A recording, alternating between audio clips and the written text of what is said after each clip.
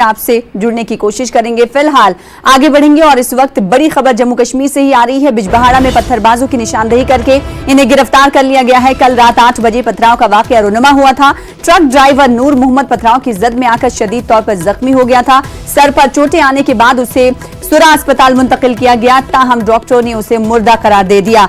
बिजबहाड़ा police station में कत्ल का केस भी दर्ज कर लिया गया है। कुछ दिन कबल डाउनटाउन श्रीनगर में पथराव का वाकया रुनुमा हुआ था। एक लड़की शदीद तौर पर जख्मी हुई थी। पुलिस ने श्रीनगर वाकये में भी केस दर्ज कर लिया है। तो इस वक्त की बड़ी खबर आपको जम्मू कश्मीर से ही दे रहे हैं, जहां पर बिजबहाड़ा में पत्थरबाजों की निशानदेही करके इन्हें गिरफ्तार कर लिया गया है।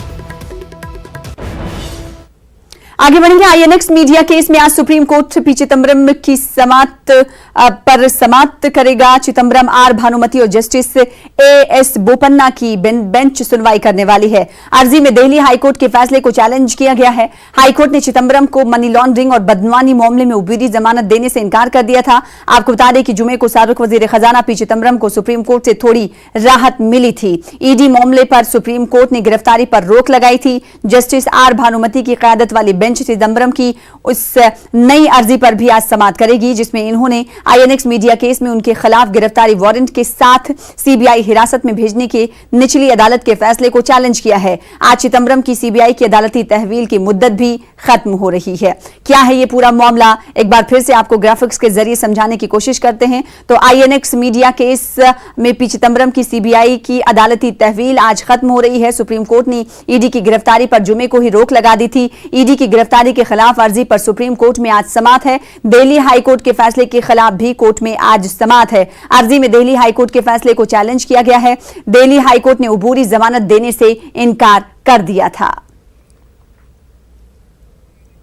वहीं चिदंबरम पर ईडी ने इल्जाम लगाया है, यह भी ग्राफिक्स के जरिए आपको समझाने की कोशिश करते हैं। आईएनएक्स मीडिया ग्रुप के प्रोमोटर्स से बातचीत की। इंद्रानी मुखर्जी से कार्ति चिदंबरम का ख्याल रखने को कहा था। चिदंबरम के पास 11 गैर मनकूला जायदादें हैं। बैरून मुल्क में 17 बैंक खाते हैं। ये तमाम इल्जामात ईडी के हैं जो आईएनएक्स मीडिया ग्रुप से जुड़े हुए हैं और जो ईडी ने चिदंबरम और कार्ति चिदंबरम पर लगाए हैं। मीडिया ग्रुप के प्रोमोटर से कहा कि बातचीत की गई है। इंद्रानी मुखर्जी से कार्ति चिदंबरम का ख्याल रखने को भी कहा गया था। चिदंबरम के पास 11 गैर मनकूला जायदादें हैं। बैरूनी मुल्क में भी 17 बैंक खाते बताए जा रहे हैं।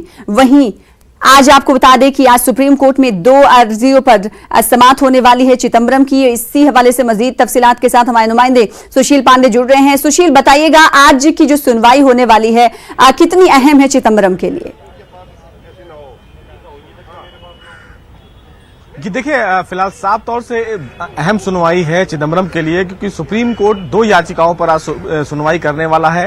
पहली याचिका में चिदंबरम ने सीबीआई के रिमांड को चैलेंज किया है, जिसमें 26 अगस्त तक उनको भेजा गया था रिमांड पे। दूसरी जो याचिका है वो ईडी द्वारा दाखिल मामले में है, जिसमें कोर्ट ने उन्हें प्रोटेक्शन दे रखा है।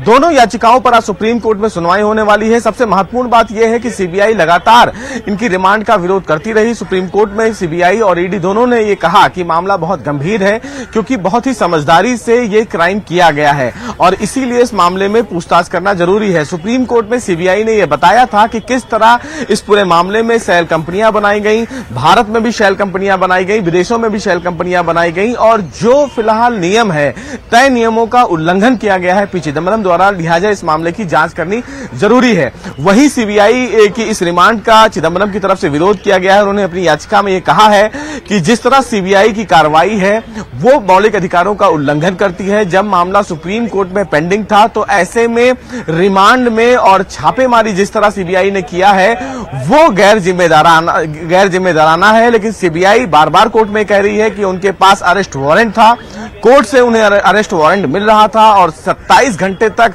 जब चिदंबरम नहीं मिले तो सीबीआई को इस प्रकार का कदम उठाने की जरूरत थी।